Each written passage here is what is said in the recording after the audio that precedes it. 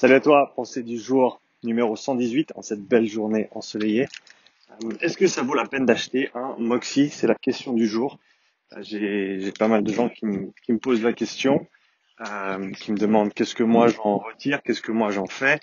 Et je me suis dit que c'est une bonne opportunité de parler un petit peu de ça, de ce que ça coûte, de ce que tu peux en faire, de ce que tu peux en tirer, pour qui c'est pas. Euh, je pense que c'est des bons sujets à essayer de développer un petit peu.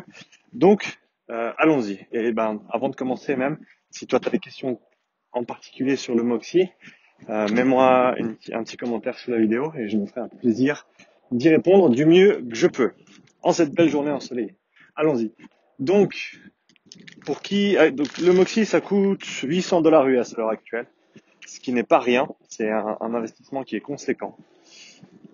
Et quand on me demande, est-ce que ça vaut la peine d'en acheter un, la question, ça doit toujours être, à mon avis, qu'est-ce que tu vas en faire? Qu'est-ce que tu vas en faire? Est-ce que tu en as l'utilité? Personnellement, et encore une fois, ça c'est juste mon avis, je pense que c'est un des outils de quantification de la performance et de l'entraînement de l'avenir. Il y a énormément de voies dans lesquelles cet outil est en train de se développer, énormément de sports dans lesquels il peut être appliqué.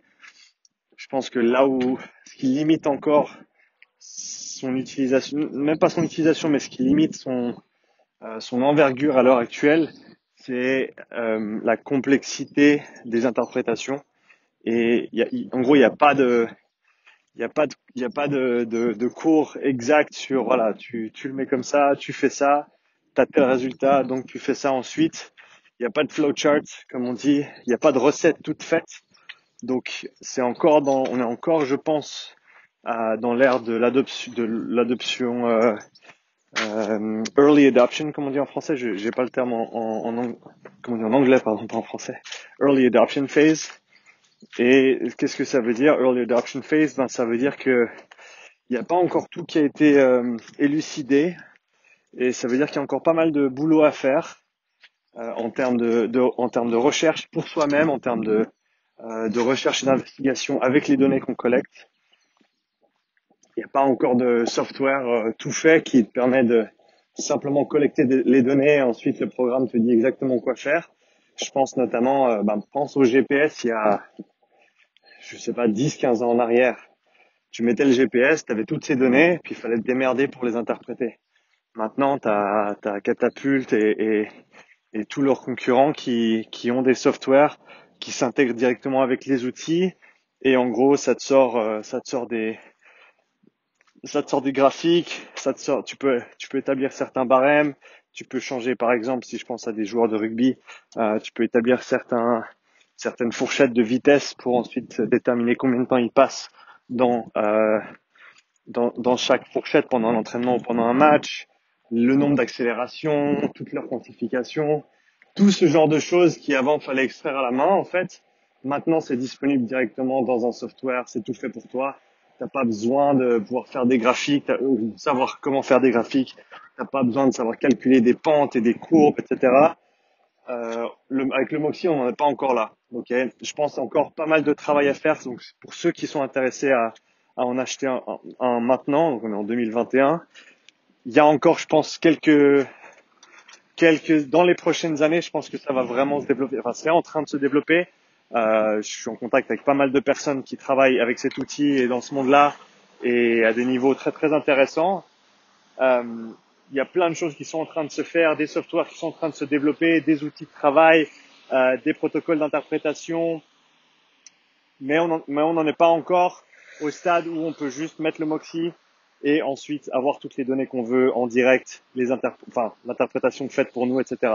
Donc je pense que pour les gens qui sont intéressés à en acheter un maintenant, il faut être prêt à passer du temps, à s'éduquer, à étudier, à faire des graphiques, à sortir les données pures, raw data, et voilà, comme j'ai dit, faire des graphiques, calculer des courbes, comparer des pentes, euh, et encore avoir pas mal d'incertitudes parfois sur ce qu'on a collecté et les conclusions qu'on a tirées.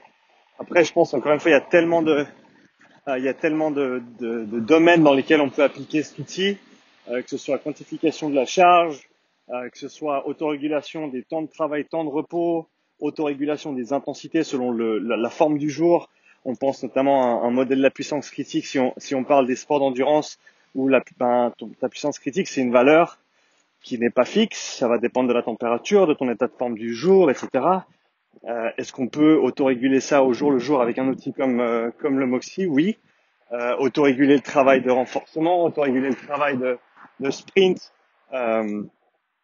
réathlétisation, même sur le travail d'endurance, ça peut être utilisé.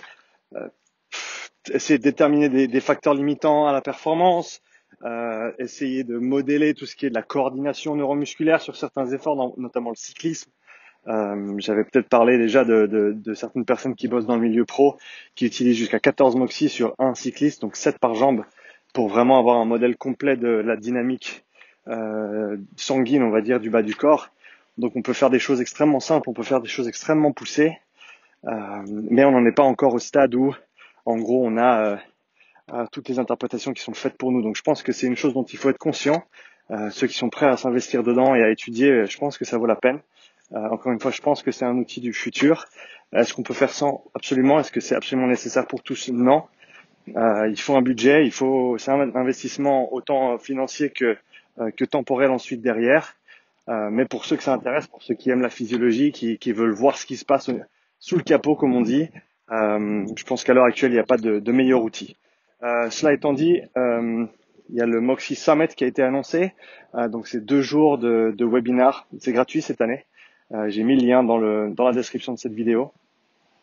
Il y a une vingtaine de webinars qui vont être présentés sur plein de sujets différents par des gens qui utilisent le Moxy voilà, dans plein de sports, dans plein de domaines, pour plein de buts différents. Donc si tu es intéressé par tout ça, va t'inscrire pour le Summit. Encore une fois, c'est gratuit. Tu mets juste ton nom, ton prénom, ton email. Et même si tu peux pas voir c'est en septembre, 16 et 17 septembre. Même si tu peux pas les voir en live, tu pourras voir tous les enregistrements ensuite. Donc va checker ça. Et comme je te dis, si tu as des questions, mets-moi une petite question dans les commentaires. J'espère que cette vidéo aura été utile et à bientôt pour une prochaine pensée du jour. Allez, ciao.